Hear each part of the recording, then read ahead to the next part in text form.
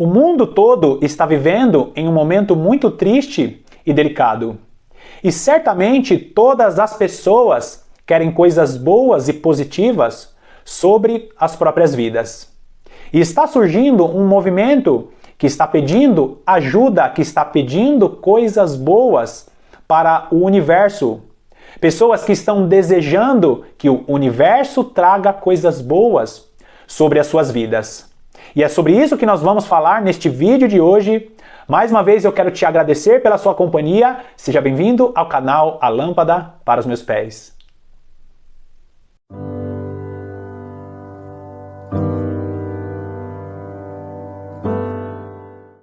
Há poucos dias eu recebi um relato a respeito de uma grande mulher de Deus que tinha ido a um estabelecimento receber uma prestação de serviços.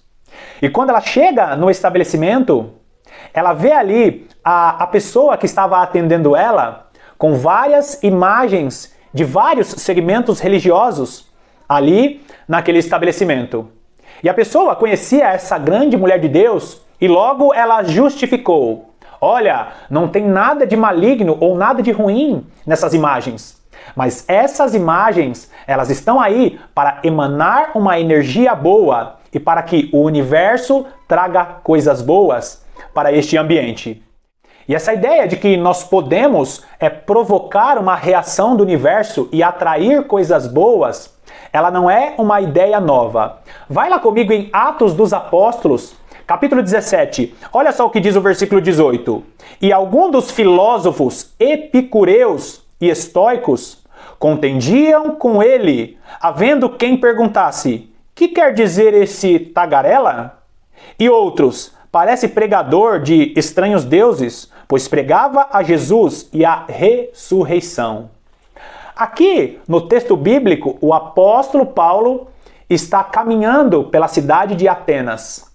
E aí ele começa a ver umas imagens de vários deuses naquela região. E aí ele fica um pouco conturbado com aquilo e ele começa a ir a locais públicos discutir a respeito daquelas imagens. Ele tinha recebido do próprio Deus a revelação de que Jesus Cristo era Senhor e era único e suficiente Salvador. Então ele vai para lugares públicos aonde aquelas questões dos deuses estavam sendo discutidos.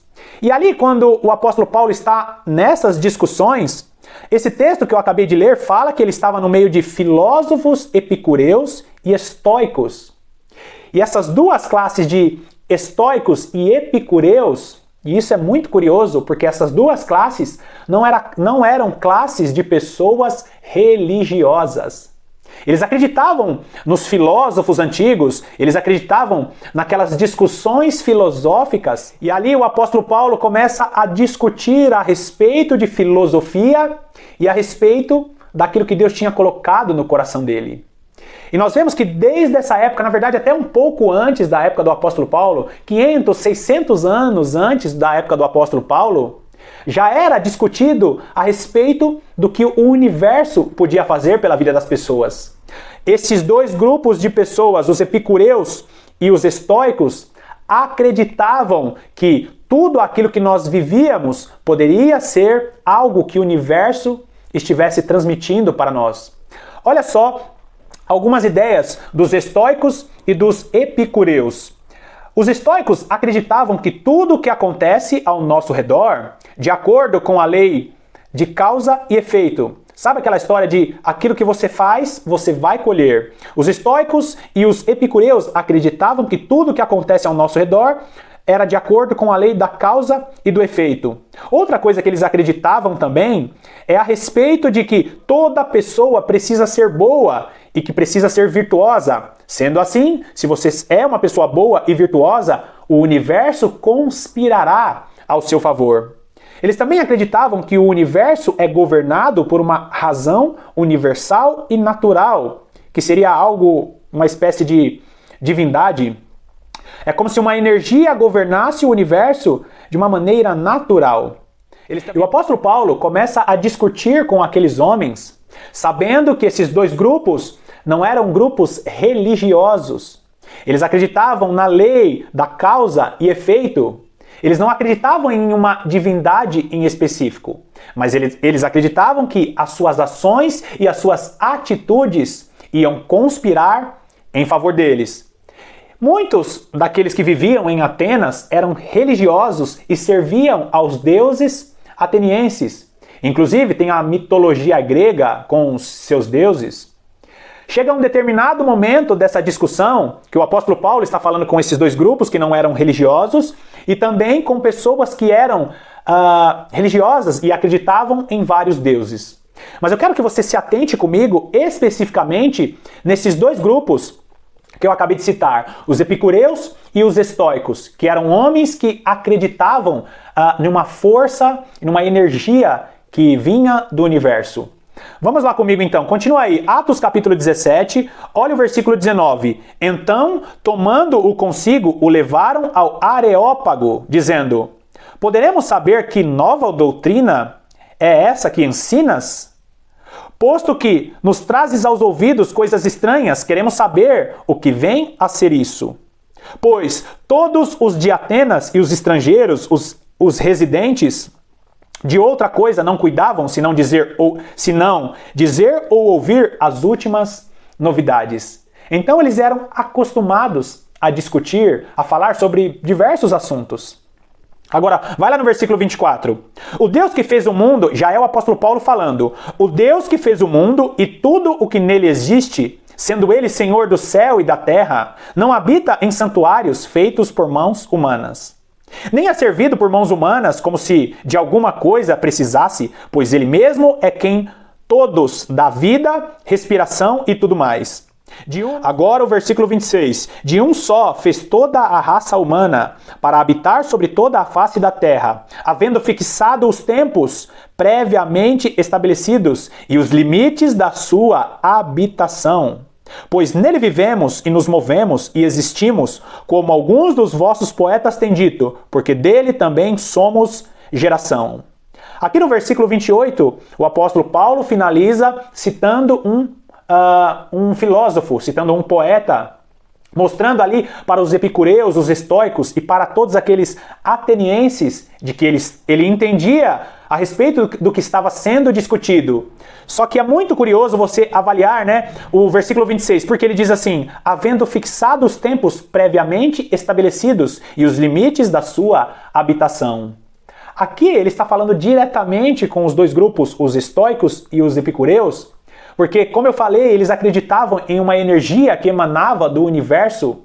E o apóstolo Paulo está dizendo que o próprio Deus, criador dos céus e da terra, que estabelecia todos os limites. Limites estes que fora criado por este Deus. E no versículo 28 ele fala: pois nele vivemos e nos movemos e existimos. O Deus que criou os céus e a terra, que enviou o seu Filho, Jesus Cristo, não é uma espécie de força abstrata do universo, mas ele é o Criador dos céus e da terra. E por causa de sua criação e por causa do seu Filho que ele enviou, nós vivemos, nos movemos e existimos. Agora, vai lá no versículo 29. Sendo, pois, geração de Deus, não devemos pensar que a divindade é semelhante ao ouro, à prata ou à pedra, ou a pedra, trabalhados pela arte e imaginação do homem. Ora, não levou Deus em conta os tempos da ignorância. Agora, porém, notifica aos homens que todos, em toda parte, se arrependam, porquanto estabeleceu um dia em que há de julgar o mundo com justiça por meio de um varão que destinou e acreditou diante de todos, ressuscitando-o dentre os mortos. Então nós vemos que dos versículos 24 ao 26, o apóstolo Paulo está falando contra essa ideia de que existe uma energia, de que o universo conspirará a favor daqueles que tentam produzir energias boas. Não existe uma espécie de energia abstrata que nós podemos atrair através de nossas atitudes. O apóstolo Paulo está dizendo que existe um Deus, que é uma pessoa, que ele tem sentimentos e que a partir dele foram criadas todas as coisas. Nele nós vivemos, nele nós existimos e é por causa dele que existem todas as coisas. Dos versículos 28 ao 31, o apóstolo Paulo está falando contra aqueles que acreditavam que aqueles deuses famosíssimos, os deuses gregos da mitologia, eram deuses que podiam atender às petições e podiam salvar a vida das pessoas. Ele estava dizendo que não existe uma força que emana do universo que possa favorecer ao homem, e nenhuma divindade construída de pedra, de pau, ou de ouro, ou de prata. Existe um único Deus que rege todas as coisas. E ele finaliza os dois últimos versículos 30 e 31, né? Ele finaliza dizendo que todos os homens precisam se arrepender dessas práticas e que precisam se voltar para o único Deus que é responsável por tudo aquilo que nós somos e por tudo aquilo que nós temos. O que nós vemos que está na palavra de Deus é que existe um movimento que é muito antigo, que fala a respeito dessa energia ou dessa divindade abstrata, ou aquela teoria que diz que o homem pode produzir esta energia, atraindo a energia do universo para si. Só que o Deus que rege todas as coisas, ele não é uma energia abstrata, ele não é um universo ou uma espécie de arquiteto que trabalha para nós. O Deus criador dos céus e da terra, ele tem endereço e ele tem nome. O endereço dele nós não podemos saber, porque a própria palavra de Deus fala que os céus dos céus não pode contê-lo. E este vasto universo que muitas pessoas adoram, ele é o criador, ele é o autor deste vasto universo. E ele tem nome, que é o nosso Senhor Jesus Cristo. Agora, olha só, vai lá comigo em Colossenses capítulo 1, a partir do versículo 13. Olha só o que diz.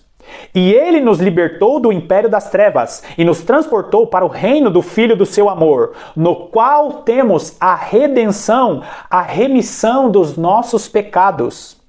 Este é a imagem do Deus invisível, o primogênito de toda a criação, pois nele foram criadas todas as coisas, nos céus e sobre a terra, as visíveis e as invisíveis, sejam tronos, sejam soberanias, quer principados, quer potestades, tudo foi criado por meio dele e para ele. Ele é antes de todas as coisas, nele tudo subsiste.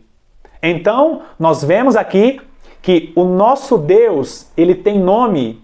O nome dele é Jesus Cristo. Ele é a imagem do Deus invisível. E tudo que foi criado através dele. Então, eu quero te dizer, não acredite nessas crenças que falam que existe uma energia positiva, uma energia abstrata. A sua fé precisa estar firmada naquele que enviou o seu Filho, Jesus Cristo, o único que pode salvar as nossas vidas. Mais uma vez, eu quero te agradecer pela sua companhia e que Deus te abençoe ricamente.